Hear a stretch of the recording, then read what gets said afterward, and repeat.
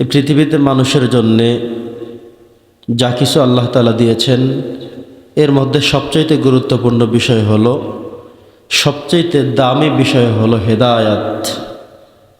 নবী করিম সাল্লাল্লাহু আলাইহি সাল্লাম তার জীবনে এই মানুষকে আল্লাহর পক্ষ থেকে হেদায়াত দেওয়ার জন্যে অনেক চেষ্টা করেছেন।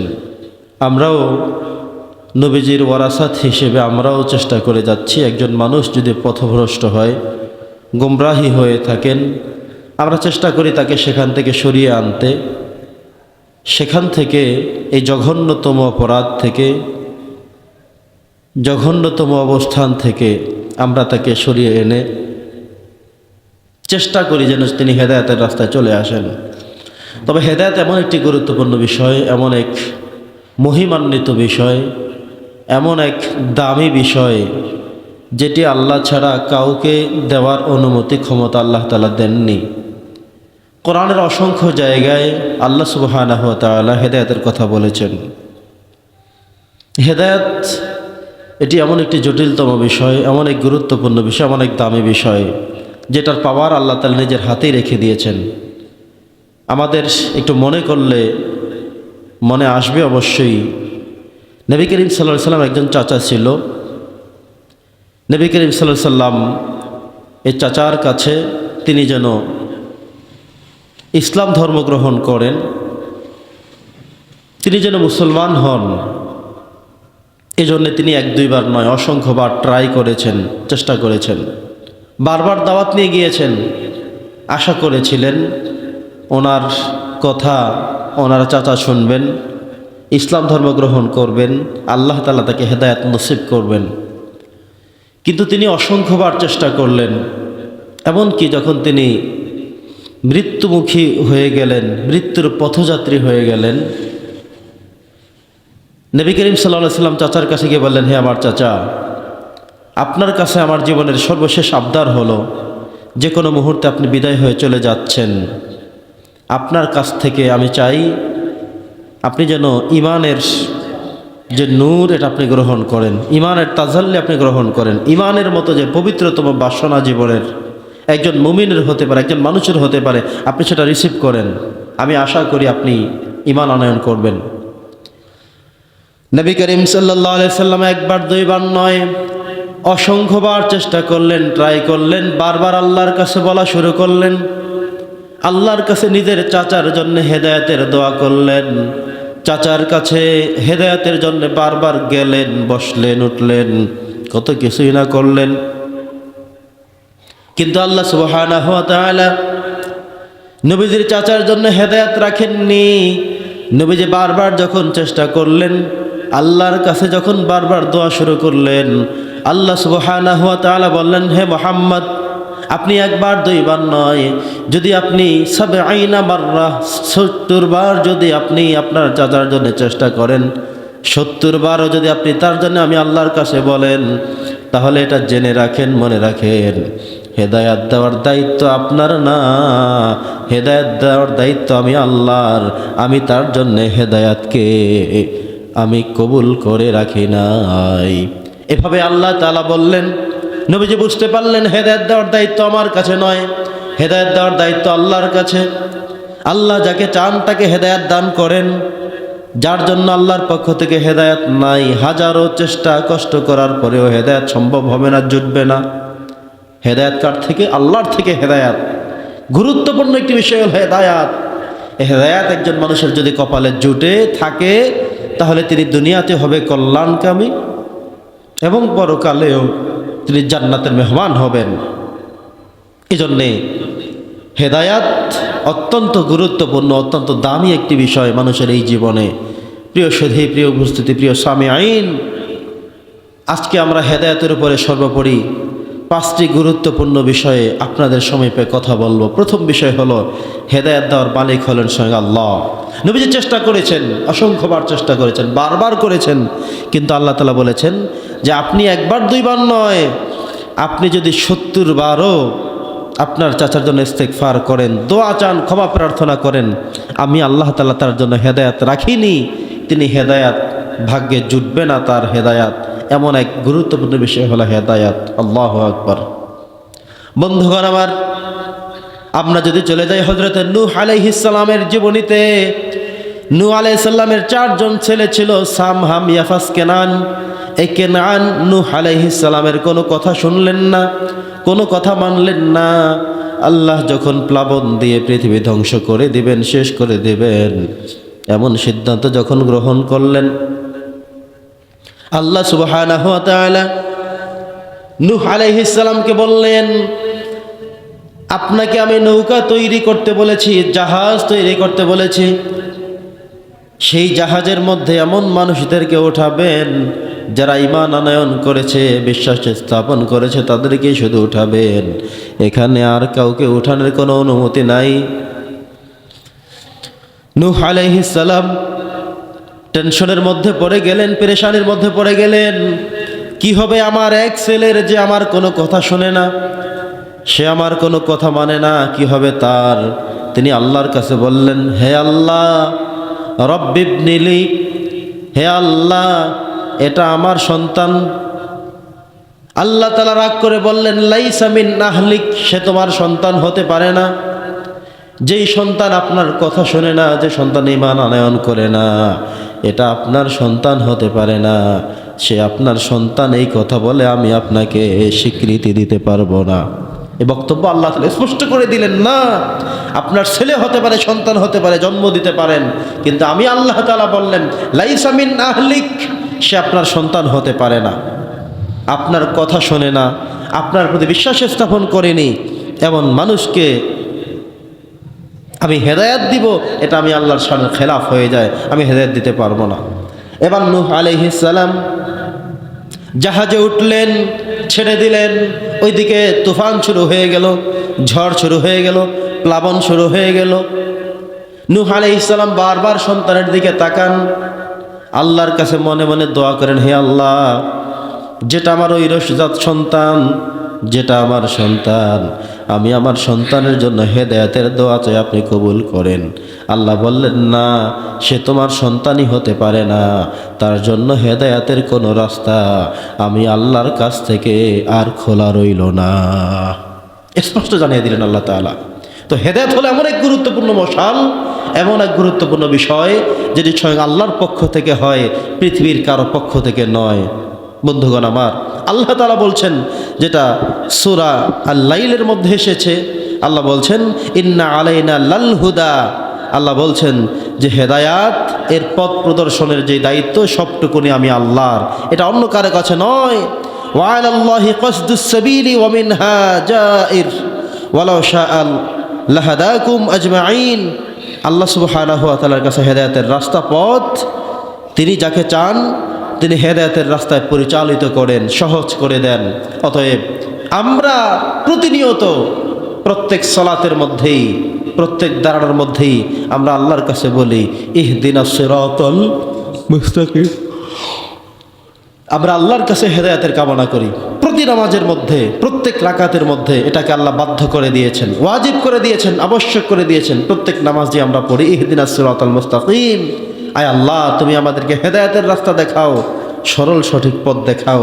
এই পথের জন্যে আমরা বারবার আল্লাহর কাছে নামাজে দোয়া করি। এ পথ এমন এক গুরুত্বপূর্ণ পথ, যে পথে চলে গিয়েছেন সমস্ত নবী এবং রাসূলেরা, যে পথ আল্লাহর কাছে অত্যন্ত প্রিয়তম পথ। আল্লাহ সুবহানাহু ওয়া তাআলা বলছেন, ওয়া মান ইয়াহদিল্লাহু ফামা লাহু মিন মুদিল।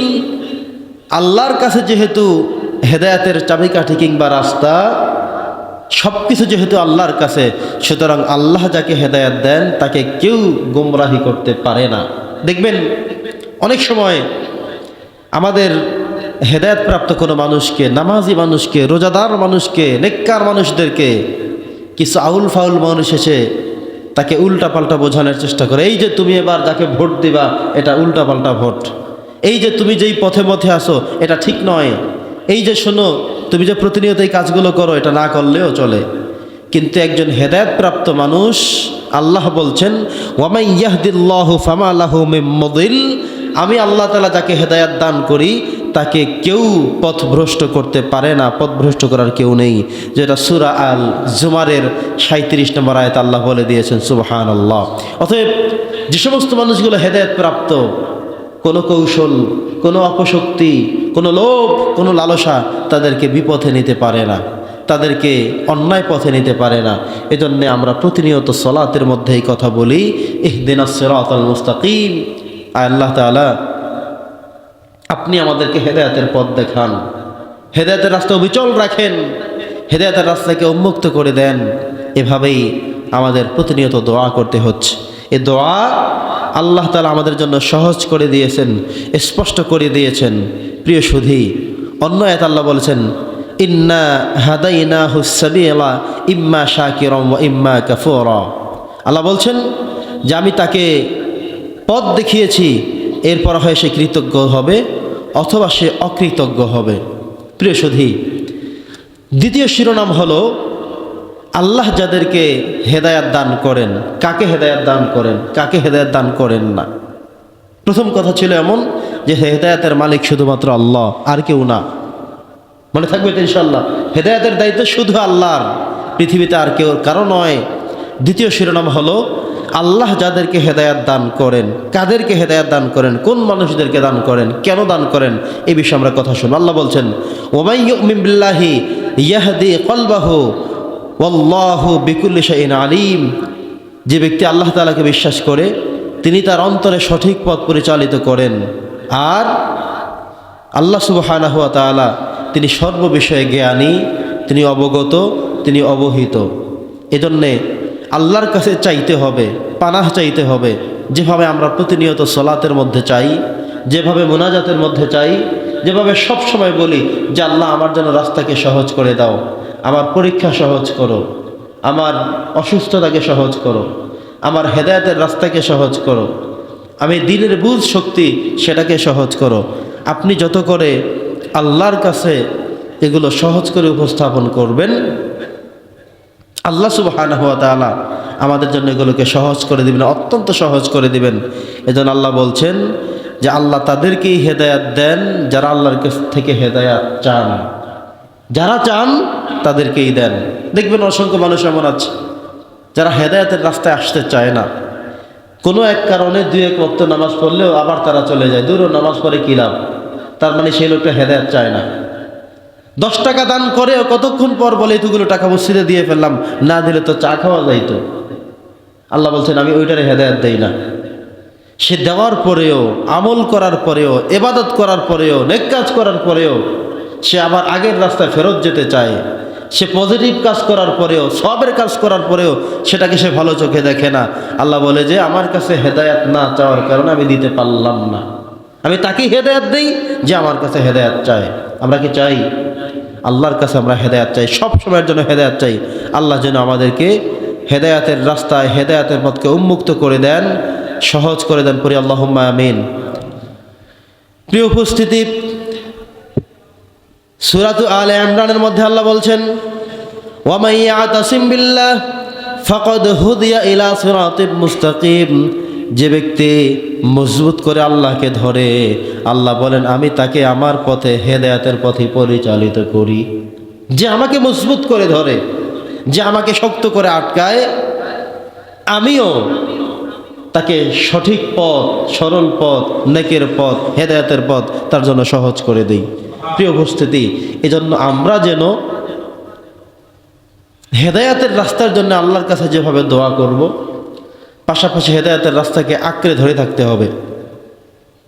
নামাজ আপনি পড়তেছেন, কিছুই পাননি, পাওয়ার রাস্তা এখন না, জায়গা এখন না, এখন আপনি কিছুই পাবেন না, কিন্তু আপনি অটল থাকেন, মজবুত থাকেন, পর্দার বিধান সব সময় পালন করেন, করে যান, প্রত্যেক বছরে রোজা রাখেন, রেখে যান, আপনি হকের পথে, ইনসাফের পথে আছেন, থেকে যান, থাকতে থাকেন, করতে থাকেন, চলতে দেন।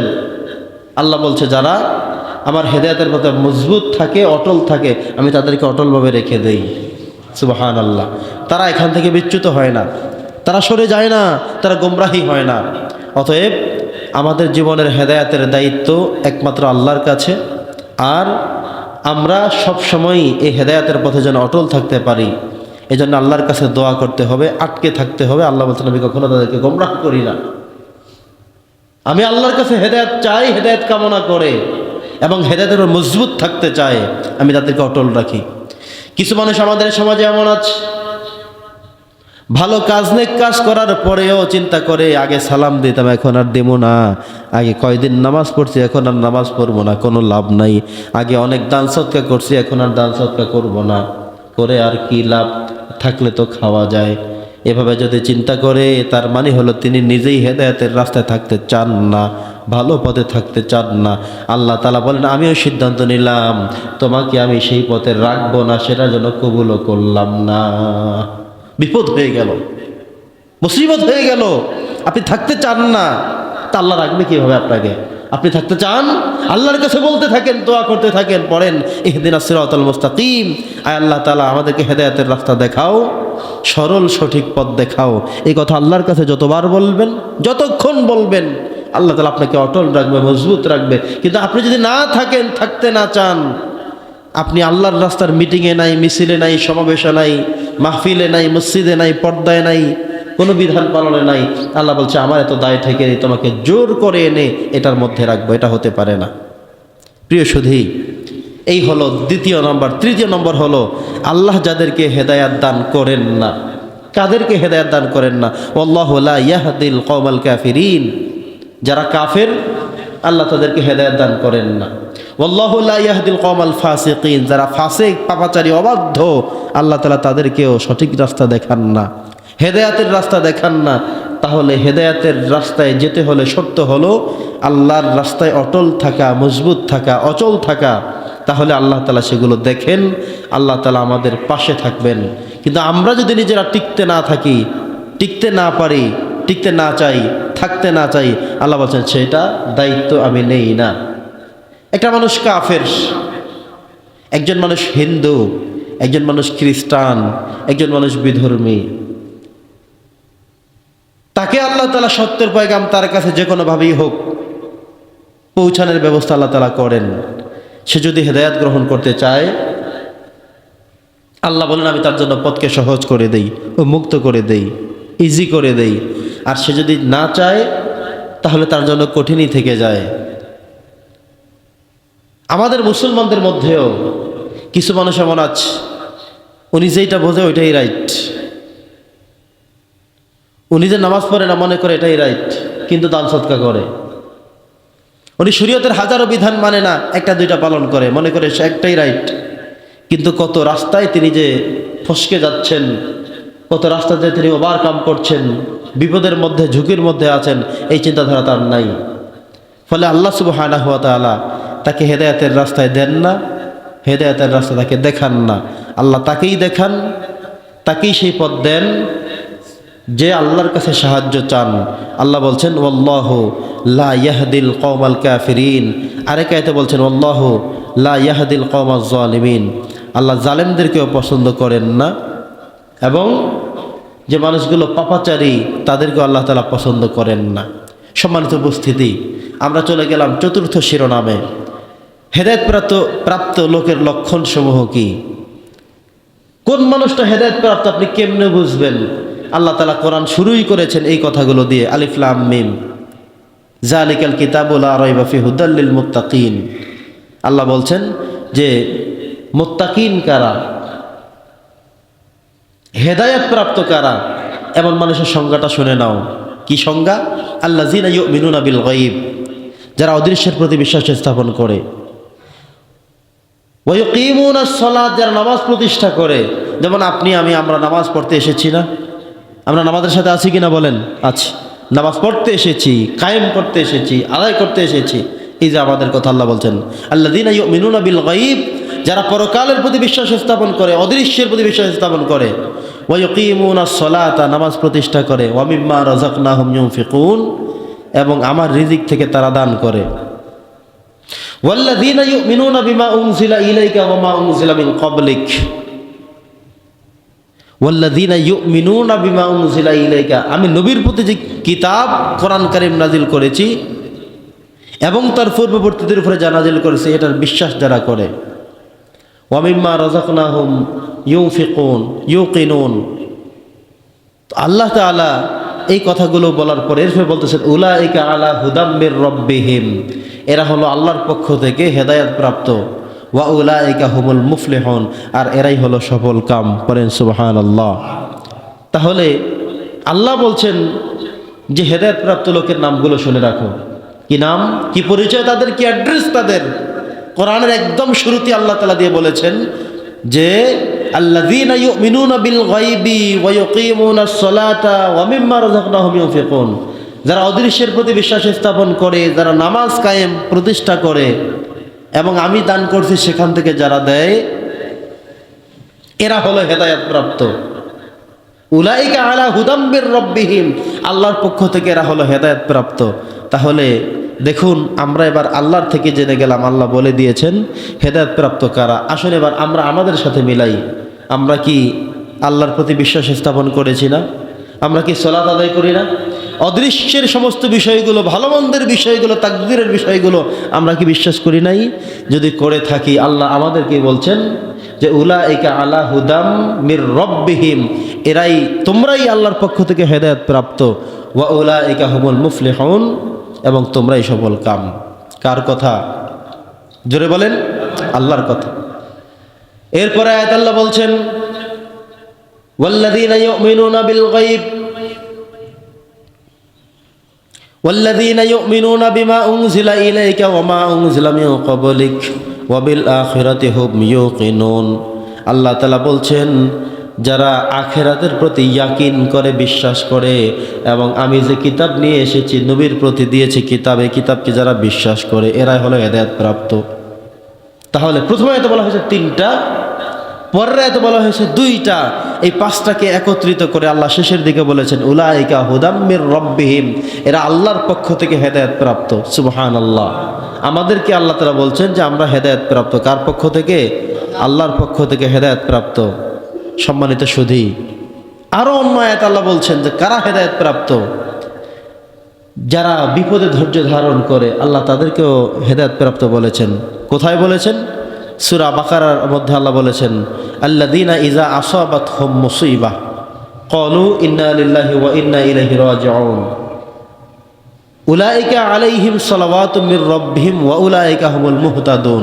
এখানে হেদায়েতের কথা আল্লাহ বলছেন যে আল্লাযীনা ইযা আসাবাতহুম মুসিবাহ, আমার ঈমানদার এই বান্দাদের মধ্যে যাদের প্রতি কোনো মুসিবত চলে আসে, কোনো বিপদ চলে আসে, তখন ঈমানদার বান্দাদের কাজ হলো তারা এমন কথা বলবে ক্বালু ইন্না লিল্লাহি ওয়া ইন্না ইলাইহি রাজিউন, তারা বলবে যে আল্লাহর পক্ষ থেকে বিপদ এসেছে, তিনি আমাদেরকে বিপদ থেকে উদ্ধার করবেন।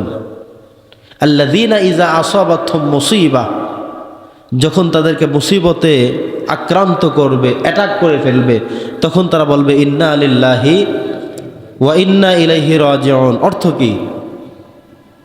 ইন্না লিল্লাহ, নিশ্চয় আমরা আল্লাহর জন্যে, ওয়া ইন্না ইলাইহি রাজিউন, আমরা তার দিকেই প্রত্যাবর্তন করব, ফিরে যাব। আমরা এসেছি কার থেকে? আল্লাহর থেকে এসেছি। আমাদেরকে পাঠিয়েছেন কে? আল্লাহ তাআলা পাঠিয়েছেন। আল্লাহ বলছেন ওয়া ইন্না ইলাইহি রাজিউন, ইন্না লিল্লাহি ওয়া ইন্না ইলাইহি রাজিউন। আমরা যে দোয়া পড়ি যে আমরা আল্লাহর থেকে এসেছি, আমরা আল্লাহর জন্যই, ওয়া ইন্না ইলাইহি রাজিউন, আর তার থেকে প্রত্যাবর্তন করব, ফিরে যাব। তার মানে ফিরে যায় কোথায়? যেখান থেকে আসছে সেখানে গেলেই বলা হয় ফিরে যায়। তার মানে আমরা আসছিও আল্লাহর থেকে, ফিরেও যাব কোথায়? আল্লাহর কাছে। আমাদের অনেক মানুষ আসছে কোত্থেকে সেটাও জানে না, যাবে কোথায় সেটাও বিশ্বাস করে না। আসছেই আমরা আল্লাহর নির্দেশ ক্রমে, আবার যেতেও হবে আল্লাহর নির্দেশ ক্রমে। এক আয়াতে আল্লাহ বলছেন ইয়াসআলুনাকা আনির রূহ, হে নবী, মানুষ আপনাকে রূহ সম্পর্কে জিজ্ঞাসা করবে, রূহটা আসলে কি? আমাদের সবার মধ্যে তো রূহ আছে, আছে না? বিশ্বাস হয় রূহ তো সবার মধ্যেই আছে, তাই তো আমরা হেঁটে আসছি, তাই তো আমরা বসে আছি। রূহটা চলে গেলে আস্তে পড়ে যাব, ধপাস করে পড়ে যাব, থাকতে পারবো বসে? সেই সুযোগ আর নাই। তো এই যে রূহ আমাদের ভিতরে এখন আছে, আমরা বেঁচে আছি। রূহ যখন চলে যাবে আমরা আর বেঁচে নাই, আমরা মরে যাব। শরীরটা নিস্তেজ হয়ে যাবে, কিছুক্ষণ পর বরফ হয়ে যাবে, আস্তে আস্তে করে এটা নষ্ট হওয়া শুরু হবে, কারণ ভিতরে রূহ নাই। রূহ না থাকার কারণে আমার শরীরটা অপস হয়ে গেল, দুর্বল হয়ে গেল, রক্তশূন্য হয়ে গেল, মেধাশূন্য হয়ে গেল, শক্তিশূন্য হয়ে গেল। এরপরে আস্তে আস্তে করে নিস্তেজ হতে শেষ হয়ে আমি একটা সময় আমার শরীর নিস্তেজ নিষ্প্রাণ হয়ে যাওয়ার কারণে আস্তে আস্তে নষ্ট হওয়া শুরু হয়ে যাবে, পচন ধরে যাবে। তো এটার শক্তি শুধুমাত্র দিয়েছে রূহ। রূহের এমন এক গুরুত্বপূর্ণ ক্ষমতা, রূহ থাকলেই মানুষ জীবিত, রূহ থাকলেই মানুষ কথা বলতে পারে, রূহ থাকলেই মানুষ নড়াচড়া করতে পারে, রূহ থাকলেই মানুষ দেখাশোনা করতে পারে, রূহ থাকলেই মানুষ ধরতে পারে, চলতে পারে। রূহ না থাকলে এগুলো আর কিছুই করা সম্ভব না। আল্লাহ তাআলা নবীজিকে বলেছেন, নবী, মানুষ আপনাকে জিজ্ঞাসা করতে পারে ইয়াসআলুনাকা আনির রূহ, রূহটা আসলে কি, এই আত্মাটা আসলে কি? আপনি বলেন কুলির রূহ মিন আমরি রব্বি, এটার আল্লাহর একটা আদেশ মাত্র। আদেশ, এটা কি আদেশ? রূহ মানে হলো আদেশ। এই আদেশের কারণে আপনি আমি আসি, আদেশ নাই তো আমরা নাই। কিন্তু এমন না একটা মশার মতো একটা প্রাণী আমার ভিতরে এখন পড়ে আছে বিধায় আমি জীবিত, এই মশাটা বের হয়ে চলে গেলে মানে রূহটা চলে যাবে, আমি মৃত। বিষয়টা এমন না। একজন মানুষকে পরীক্ষা করা হয়েছিল, মানুষ ইন্তেকাল করার সময় রূহ কোথায় যায়, রূহ কোন দিক থেকে পালায়? রূহ কি নাক দিয়ে বের হয়, না মুখ দিয়ে বের হয়, না কান দিয়ে বের হয়, না পশমের গোড়ায় বের হয়, না টয়লেটের রাস্তায়, না কোন জায়গায় দেয়া? বিজ্ঞান আবিষ্কার করতে পারেনি, বিজ্ঞান ব্যর্থ হয়ে বলছে। আল্লাহ যেটা বলছে ওইটাই রাইট। ওরা চেষ্টা করছিল যে রূহটা যখন বের হয়, বের হওয়া মাত্রই একটা কিছু তো বের হবে, দেখা যাবে। যেহেতু আমি জীবিত হাঁটি চলে, হঠাৎ করে আমি ইনস্টেজ হয়ে গেলাম, এটা রূহ গেল না? তো কোথায় গেল রূহ? ওয়েট কতটুকু, দেখতে কেমন, বড় কতটুকু, উঠতে পারে না হাঁটতে পারে, যাই কেমনে, বের করা লাগবে। বিজ্ঞান বারবার ট্রাই করছে, অসংখ্যবার চেষ্টা করেছে, শেষে এসে বলছে আমরা ফেল। বরং আল্লাহ যে 1000 বছর আগে বলে দিয়ে রেখেছেন ইয়াসআলুনাকা আনির রূহ কুলির রূহু মিন আমরি রব্বি, রূহটা আসলে মশামাছি পোকামাকড়ের কিছুর মতোই না, বরং এটা আমি আল্লাহর একটা নির্দেশ মাত্র। সুবহানাল্লাহ।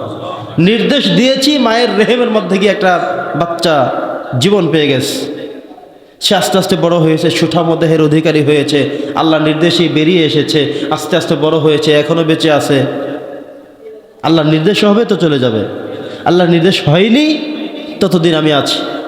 নির্দেশ মায়ের পেটের মধ্যেও হয়ে যায়, মায়ের পেটের মধ্যে বাচ্চা জীবিত থাকে না, আবার বের হওয়ার আগেই বলে মারা গেছে, নড়াচড়া যে কোনো কারণে মারা গেছে। তার মানে মায়ের পেটের মধ্যে আসছে, ওখান থেকেই বিদায়।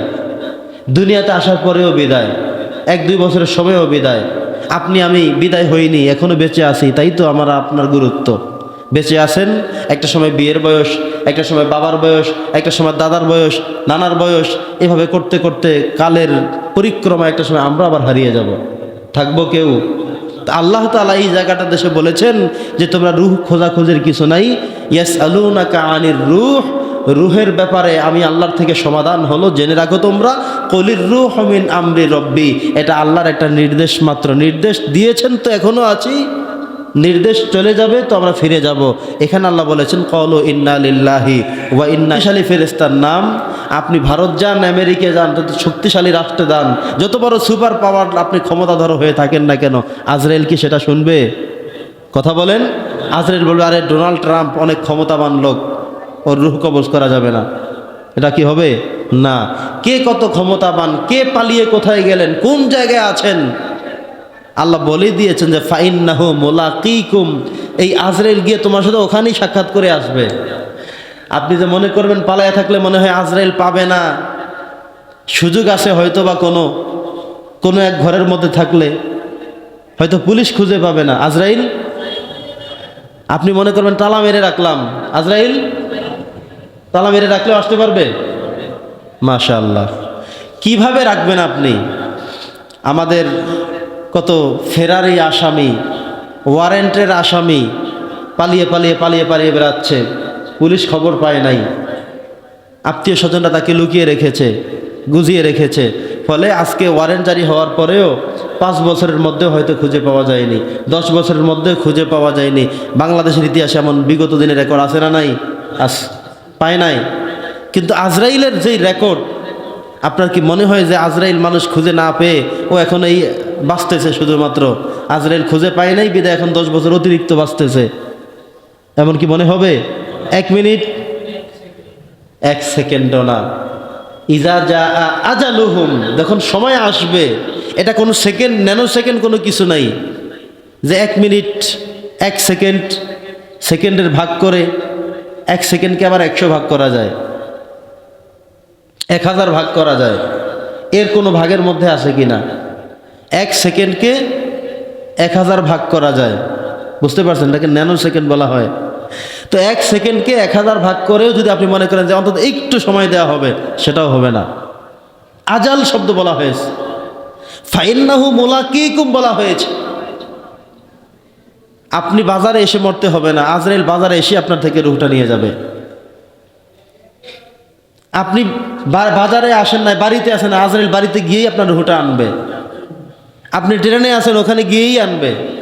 যেখানে আছেন সেখান থেকেই আনবে, যেখানে আছেন ওখানে গিয়েই সালাম দিবে। কি করবে? ফাইন্নাহু মুলাকিকুম, তার সাথে তোমাদের সাক্ষাৎ হয়ে যাবে। যেখানে গিয়ে পালান, যেভাবেই আপনি পালান, যেখানেই থাকেন, যেমনই করেন, হয়তো পুলিশ পাবে না, হয়তো রাষ্ট্র জানে না, হয়তো আপনি লুকিয়ে পালিয়ে চলে আছেন, কিন্তু আজরাইলের ক্ষেত্রে এটা প্রযোজ্য না। যেখানেই আছেন, যেভাবেই আছেন, আজরাইল সেখানে গিয়েই সাক্ষাৎ করে আসবে, কারণ তার দিনক্ষণ সময় হয়ে গেছে। আর দিনক্ষণ হবে না, তাহলে আপনার পাশের লোক মারা যাবে কিন্তু আপনি মরবেন না, কারণ আপনার সময় হয় নাই এখনো। এমন হয় না একটা বাসের মধ্যে 50 জন যাত্রী যাচ্ছে, অ্যাক্সিডেন্ট করে একজনই মারা গেছে, আজরাইল এসে ওনার সাথে সাক্ষাৎ করে নিয়ে চলে গেছে, পাশের লোকের তো কিছু কয় না, যে ভুল ক্রমে আরেকজনের রুহ নিয়ে গেছে, পরে আবার ফিরিয়ে দিছে। এভাবে হতে পারে নাকি? না, তাদের কাজ হলো নিখুঁত। এমন হবে না যে ভুল ক্রমে রুহ একজনটা নিতে বলছে, নামে বেশ কম হয়ে গেছে। আমরা তো রহিম কইলে 4-5 জন রহিম বুঝি, আব্দুল মালিক বললে 8-10 জন বুঝি, শরীফ কইলে 3-4 জন যারা আছে সবাইকে বুঝি, ঠিক না? মুদির দোকান কইলে মুদির দোকানদার সবাইরে চিনি। কিন্তু আজরাইলের কাছে বিষয়টা এমন, তার কাছে সব কিছু স্পষ্ট, বাপের নাম, মান নাম, গ্রাম, ঠিকানা, লোকেশন, এরিয়া, চেহারা, সব কিছু সহ। আপনার বাড়ি এখানে, আপনি থাকেন সৌদি আরব, আপনার বাড়িতে এসে আজরাইল ঘুরে যাবে না, ওই সৌদি আরব গিয়ে সাক্ষাৎ করে আসবে। যেখানে যেভাবে যেই পরিস্থিতিতে আছেন, আপনি লঞ্চে আছেন, আজরাইল ভুলে বাড়িতে ঘুরতে ঘুরতে পাইতেছে, নাই হাই কোথায় গেল, শরীফ কোথায় গেল? শরীফের রুহ কবজ করার সময় বাড়িতে এসে নাই, বাজারে নাই, দোকানে নাই, গেল কই? এমন কি হইতে পারে? না। ওই জায়গা মতো, সময় মতো, যেখানে লঞ্চে, কেবিনে, যেখানেই আছেন, ওখান থেকে আপনার ফাইন্নাহু মুলাকিকুম, ওখানেই সাক্ষাৎ হয়ে যাবে।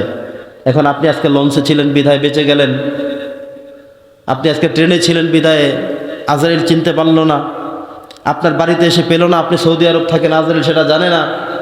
এই ঠিকানা আপনার জানানোর দরকার নাই। আল্লাহ বলছেন ফাইন্নাহু মুলাকিকুম।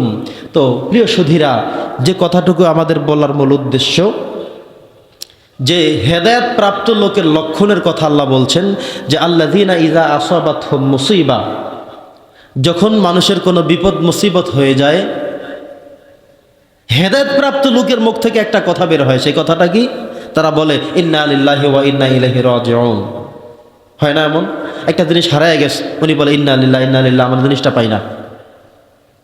একটা দুঃসংবাদ শুনলো, অ্যাক্সিডেন্ট হয়েছে কেউ, তিনি বলেন ইন্না লিল্লাহি ওয়া ইন্না ইলাইহি রাজিউন, ইন্না লিল্লাহ, মানে দুর্ঘটনা ঘটে গেল, অ্যাক্সিডেন্ট হয়ে গেল, আমার কিছু একটা ক্ষতি হয়ে গেল, এভাবে তিনি পড়েন।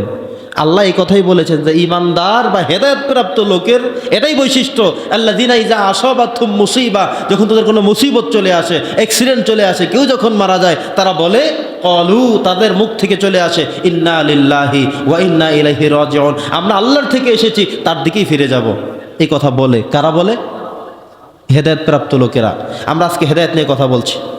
এরপর আল্লাহ বলছেন উলাইকা আলা হুদাম মির রাব্বিহিম, এরা আল্লাহর পক্ষ থেকে হেদায়েত প্রাপ্ত। আল্লাহর পক্ষ থেকে হেদায়েত প্রাপ্ত এই মানুষগুলো, যাদের বিপদ আপদ মুসিবত হইলেই বলে আমরা আল্লাহর জন্যই অভিনষ্ট হয়ে গেলাম, সব আল্লাহর জন্যে। আল্লাহ এবার বলতেছেন এই মানুষগুলো যে বারবার ইন্না লিল্লাহ পড়ে, আমি আল্লাহর কথা বলে, আমি আল্লাহ এই কথা তোমাদেরকে অবহিত করে দিলাম, শুনিয়ে দিলাম, জানিয়ে দিলাম, এ মানুষগুলো উলাইকা আলা হুদাম মির রাব্বিহিম, আমি আল্লাহর পক্ষ থেকে এরা হলো হেদায়েত প্রাপ্ত, ওয়া উলাইকা হুমুল মুফলিহুন, আর এরাই হবে সফল। সুবহানাল্লাহ। সফল, সফল কি বুঝছেন? সফলটা যে কত গুরুত্বপূর্ণ বিষয়।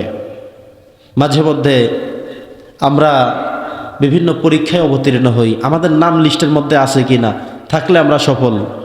ধরেন আপনি ফোনে এখান থেকে ভোলা ডায়াগনস্টিক সেন্টার অথবা মোহনাতে হাবিব মেডিকেলে একটা সিরিয়াল দিছেন, আপনাকে বলা হয়েছে 3 নম্বর সিরিয়াল পড়ছে আপনার, অনেক সাধনা করে যে কোনো কাউকে দিয়ে সিরিয়াল দেওয়াইলেন, এখান থেকে গিয়ে দেখলেন 3 নম্বর আপনার নাম ঠিক আসলে আছে কি না, গিয়ে দেখলেন নাই, তাহলে আপনি বিফল হয়ে গেলেন। নাম আছে, সফল হয়ে গেলেন। আপনি নিবন্ধন পরীক্ষা দিয়েছেন, প্রাইমারি পরীক্ষা আজকে হবে বিকেল 3টায়, পরীক্ষা দিয়েছেন, পরীক্ষা শেষ করার পর একটা চার্ট আসবে, রেজাল্ট আসবে, নাম আছে তো সফল, নাম নাই আপনি বিফল। বিষয়টা এমন না? আমরা ভোট দিতে যাই, অনেক সময় ভোট দিতে গিয়ে নামটাম খুঁজে টুজে দেখি যে নামই আমার নাই, আবার দেখি যে আমার ভোট হয়ে গেছে।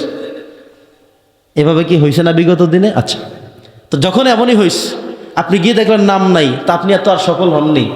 আপনি যদি যান, আপনার নাম পান, ভোট দিয়ে আসতে পারেন, তাইলে আপনি সফল। কিন্তু গেলেন, ভোট দিতে পারলেন না, আপনি সফলতার মানদণ্ডে প্রশ্নবিদ্ধ। গেলেন কিন্তু নাম খুঁজে পেলেন না, আপনি সফল অর্জন করতে পারলেন না। এভাবে করে করে আমাদের জীবনের সকল জায়গাগুলোই পরীক্ষার সেক্টর। আল্লাহ বলছেন যে ইমানদারদের সফলতা হলো এটা, উলাইকা আলা হুদাম মির রাব্বিহিম ওয়া উলাইকা হুমুল মুফলিহুন, এরা প্রভুর পক্ষ থেকে হেদায়েত প্রাপ্ত এবং তারাই সফল। সফল কারা?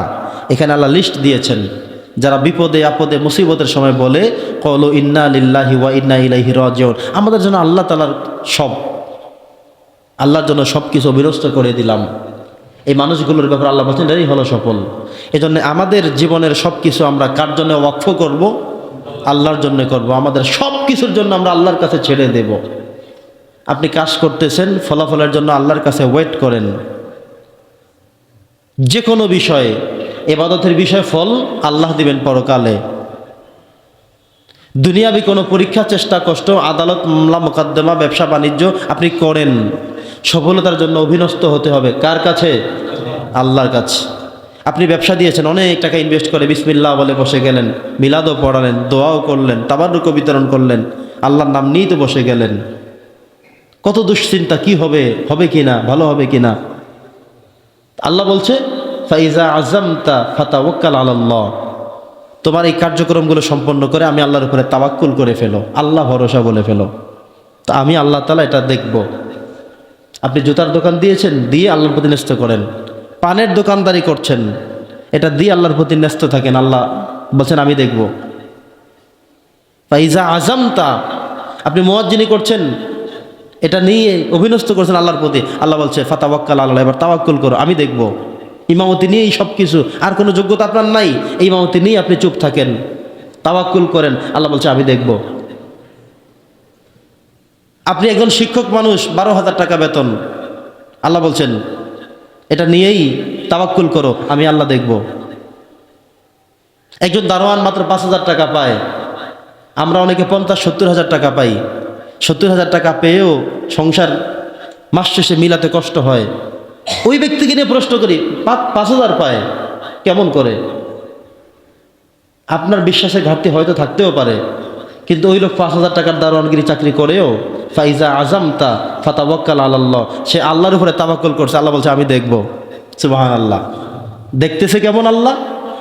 এই লোকের অসুস্থতা হয় না, ডাক্তার দেখানো লাগে না, মেয়ে বিয়ে দিছে, যৌতুক লাগে না, প্রত্যেক দিন চিংড়ি মাছ আলুর ভর্তা খেলেও বউ সন্তুষ্ট, বাচ্চারা থাকে, যায় না, সংসারে কোনো অশান্তি নাই, শান্তিতে কাটছে।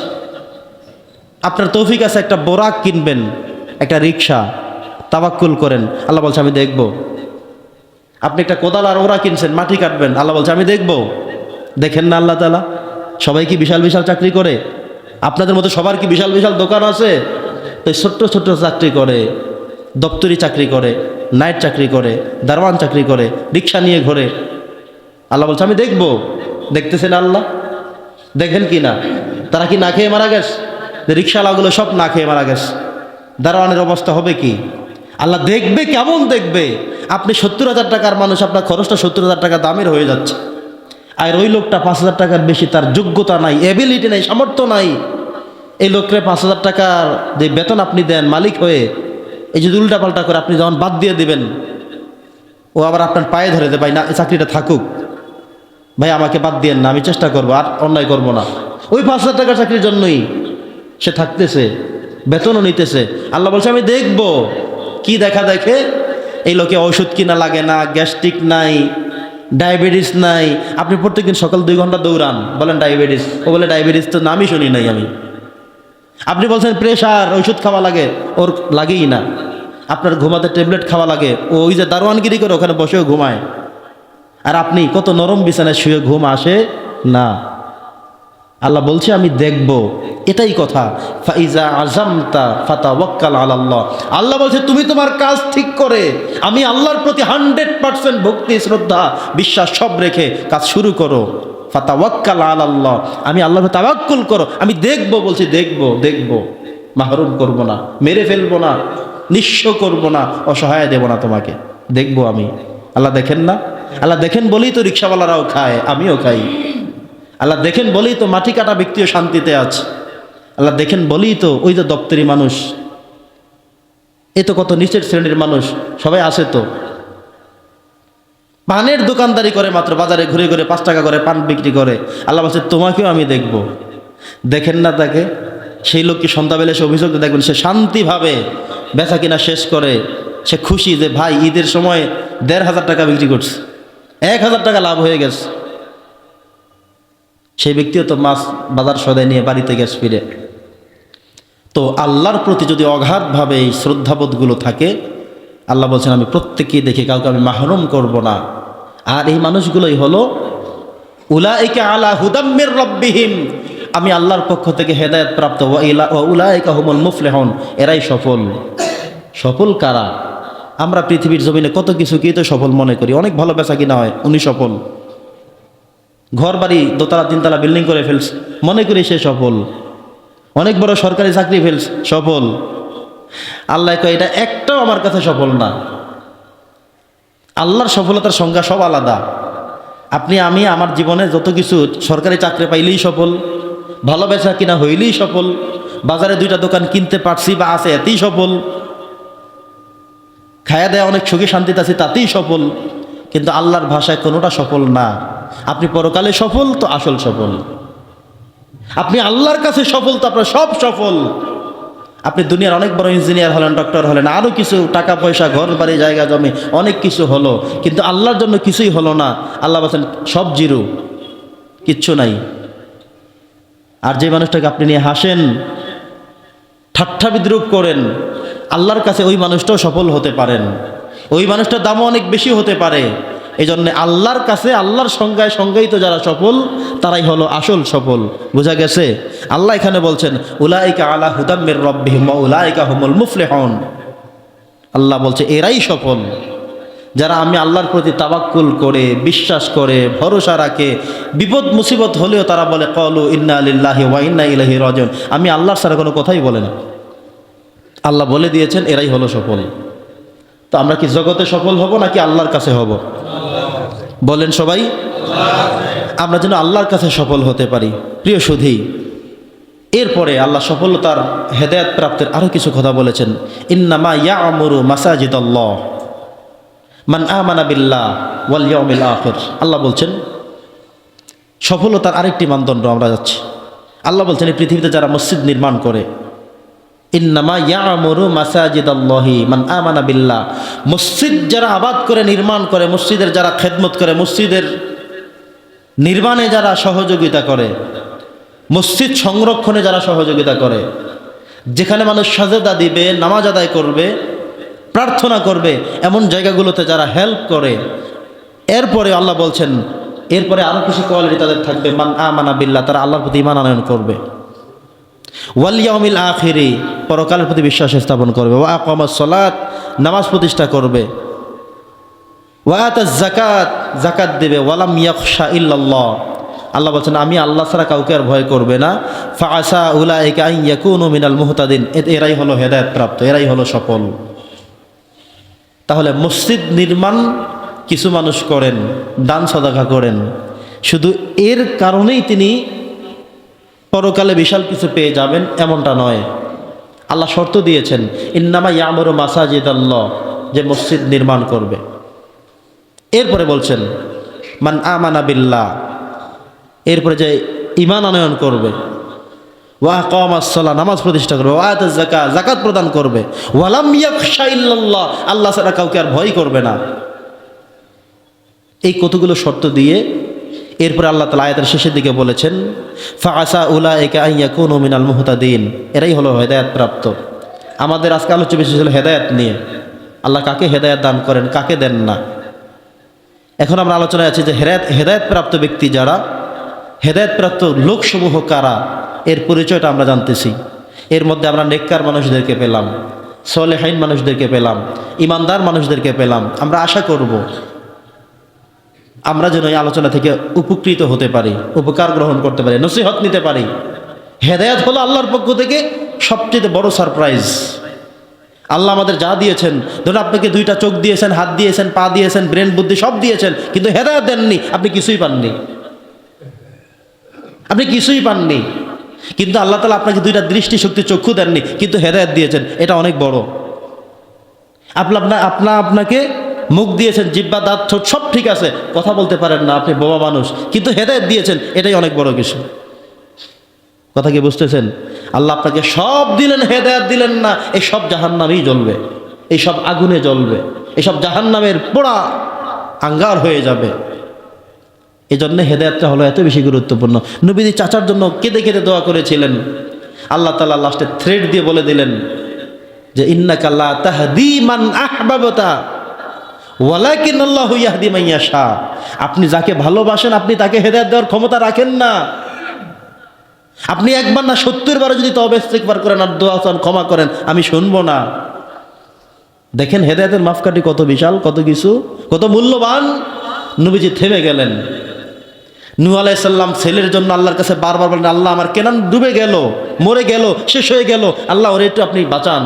আল্লাহ বলছেন লাইসা মিন আহলিক, ওইটা তোমার পুত্র সন্তান হতে পারে না, যে তোমার কথা শোনে না, যে হেদায়েত নাই যার মধ্যে, ওইটা কিছুই না, ওটা মরে যাক, জাহান্নামে যাক, তাতে কিছুই আসে যায় না। আপনাকে আল্লাহ অনেক কিছু দেননি, কিন্তু হেদায়েত দিয়েছেন। নামাজ পড়তে হবে বোঝেন, 5 ওয়াক্ত নামাজ জামাতে আসে পড়েন, এই অনুভূতি আপনার আছে, আপনি মনে করেন আপনি অনেক বড় লোক আল্লাহর কাছে, দুনিয়ায় দরকার নাই। আপনি 5 ওয়াক্ত নামাজ জামাতের সাথে এসে আদায় করেন, পড়েন, এই অনুভূতি শক্তি আপনার আছে, আপনি পারছেন, প্রত্যেক দিনই পারেন, আপনি বুঝবেন আপনি আল্লাহর কাছে অনেক ধনী। আলহামদুলিল্লাহ, বুঝেন নাই কথা? আর আপনার অনেক কিছু আছে, কিন্তু নামাজটাই মাথায় ধরে না, যে কি এমন হবে নামাজ পড়লে, না পড়লে কি এমন ক্ষতি হবে, কেমনে মানুষ এই শীতের মধ্যে উঠে, আপনার বুঝেই আসে না। আপনি বলবেন, দেখবেন আপনি দুনিয়াতে সব পাইলেন, গাড়ি বাড়ি নারী এই সেই সব পেলেন, কিন্তু আখেরাতে আপনি শূন্য কোঠায় আছেন, কিচ্ছু হবে না সেখানে, এক ছুটে একদম সরাসরি জাহান্নাম, লালবাড়িতে গিয়ে পড়বেন। এই জন্যে আপনাকে আল্লাহ সব দিলেন, কিন্তু হেদায়েত দিলেন না। সব বুঝেন, এই জায়গাটাতে এসে বুঝেন না, আপনি জিরোতে আসেন। আর আল্লাহ যদি আপনাকে দুটি চক্ষু না দিয়ে যদি হেদায়েতটা ঠিক মতো দিয়ে থাকে, হাত না দিয়ে হেদায়েত দিয়ে থাকেন, সম্পত্তি না দিয়ে হেদায়েত দিয়ে থাকেন, ঘর বাড়ি নাই, কষ্টে আছেন, কিন্তু হেদায়েত পেয়েছেন আপনি, আপনার অন্যের মতো জায়গা জমি টাকা পয়সা চাকরি বাকরি কিছুই নাই, কিন্তু হেদায়েতটা আল্লাহ দিয়েছেন। নামাজটা পড়তে হবে বোঝেন, পড়েন, আসেন, জামাতের সাথেই পড়েন, নেক কাজগুলো করেন, ভোট কারে দিবেন এটা ভালো করে বুঝতে পেরেছেন। আপনার এই হেদায়েতের দাম অনেক অনেক চওড়া মূল্যের। আপনার এই হেদায়েত আপনাকে জান্নাতে সরাসরি নিয়ে যাবে। আর আপনি সব আছে, অনেক মেধা বুদ্ধি, কিন্তু নামাজটা আপনি বুঝেন না। নির্বাচন সামনে আসছে, ভোটটা যে কোথায় দেবেন এইটাই মিলাইতে পারেন না। এই জায়গাটা দেশে বোঝেন যে আলেমরা কেন নামে, হুজুররা কেন নামে, কত কথা আপনাদের ছিল, আছে, হয়তো আরও থাকবে, কিন্তু হেদায়েতটা হলো এক মহামূল্যবান বিষয়। নবীজি চাচার জন্য দোয়া করে ব্যর্থ হলেন, নূহ আলাইহিস সালাম নিজের ছেলের জন্য বারবার প্রার্থনা করে ব্যর্থ হলেন। আল্লাহ তাআলা বলছে হেদায়েতটা মান ইয়াশা, আমি যাকে চাই তাকে দেই। অতএব আমরা কি আল্লাহর কাছে দোয়া করতে পারি না যে আল্লাহ আমাদেরকে পরিপূর্ণ হেদায়েত দাও? যখন নামাজের মধ্যে পড়বেন ইহদিনাস সিরাতাল মুস্তাকিম, আবেগ দিয়ে পড়বেন যে আল্লাহ কত মানুষ তো ফজরের নামাজটা জামাতে পারে, আমার সমস্যাটা কোথায়? আমি কেন পারি না, আমি কেন বুঝি না, এই অনুভূতি আমার কেন আসে না, তখন আমার কেন এত শীত এসে যায়, আমার কেন এত অলসতা হয়ে যায়, আমি কেন পারি না, কেন এমন হয় না? বলেন, নিজেকে নিজে প্রশ্ন করেন, ট্রাই করেন, বারবার চেষ্টা করেন, আল্লাহর কাছে বলতে থাকেন। জুমার দিন আমাদের মুসল্লি যাই হয়, ফজরের সময় প্রত্যেকটা মসজিদ খবর নিয়ে দেখেন, এক কাতার, দেড় কাতার, দুই কাতার পড়ে না, মানুষ হয় না, আসে না। তারা কারা? যারা আসছে, আল্লাহ বলছে উলাইকা আলা হুদাম মির রাব্বিহিম ওয়া উলাইকা হুমুল মুফলিহুন, এরা আল্লাহর পক্ষ থেকে হেদায়েত প্রাপ্ত, এরাই হবে সফল। এখন আপনি তো বুঝেই ধরে না কেমনে তারা আসলো মসজিদে, এই ঠান্ডা পানির মধ্যে কেমনে উজু করলো তারা, এ আপনার বুঝেই আসে না। আল্লাহ তাআলা আমাদের সকলকে হেদায়েতের রাস্তা যেন অটল রাখেন, মজবুত রাখেন, আলোচনা থেকে উপকৃত দান করেন। আমরা যেন দুনিয়ার সব কিছু এক ধারে, কিন্তু আল্লাহর কাছে সফলতা হলো আরেক ধারে, এই আরেক ধারের সফলতা, পরকালের সফলতা, এটাকে যেন আমরা প্রাধান্য দিতে পারি। আল্লাহ তৌফিক দান করেন। ওয়া মা আলাইনা ইল্লাল বালাগ। যারা কবলাল জুমা পড়িনি আমরা সুন্নত পড়ি।